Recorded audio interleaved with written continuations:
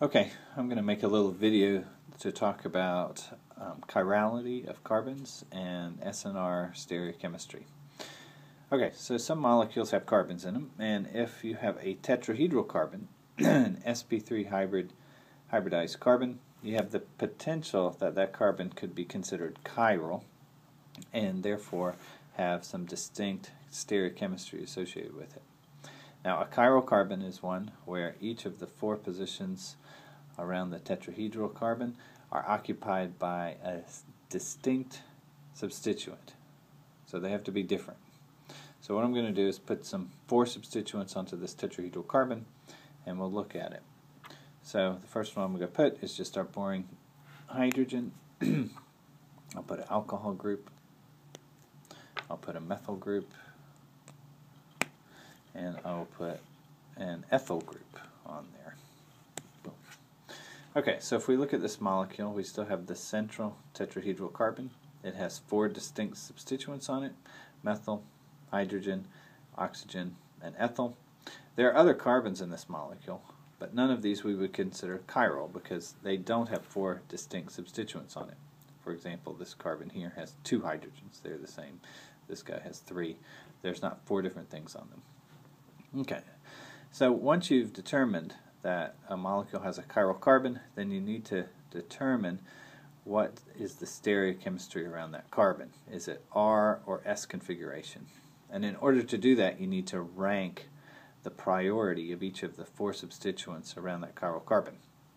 So we rank based on atomic number. And so we can say for this molecule is that around this chiral carbon, this oxygen is the winner. It has the highest atomic number. It definitely beats the hydrogen, and it beats carbons. So we'll give it a ranking of 1. I'll stick 1 on there.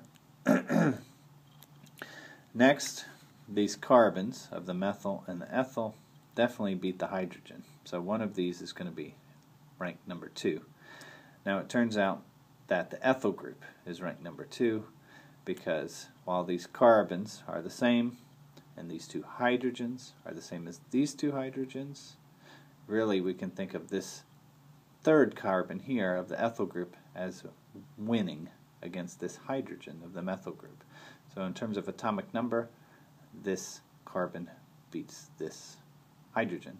Therefore we'll give this a rank of number 2. I'm going to put a little sticker on this sucker. Number 2. Methyl group is number 3. And put a sticker on that. And then our hydrogen is number 4, the lowest priority. And if you have a hydrogen, it'll always be the lowest priority on there. Okay, so now that we've prioritized each of these four substituents, we can determine whether this molecule is the right or left-handed version. And so what you do is you take the lowest priority substituent, in this case number 4, and you turn it so that is pointing away from your eyeball. So for your perspective, the number 4 is pointing away from you.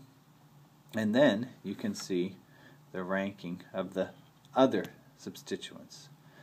1, 2, and 3. Okay. So with the lowest priority substituent pointing away from you, you just count off 1 to 2 to 3. 1, 2 to 3. And you see if that progression is in the clockwise or the counterclockwise fashion. In this case, 1, 2, 3 is in the clockwise progression, and so that's called the R stereochemistry. 1, 2, 3. 1, 2, 3. Okay. This molecule here is the enantiomer of the previous one. I'll put the hydrogen away from us. And here we have 1. Oh, actually, it's the exact same thing. Right. Exact same molecule. 1, 2, 3.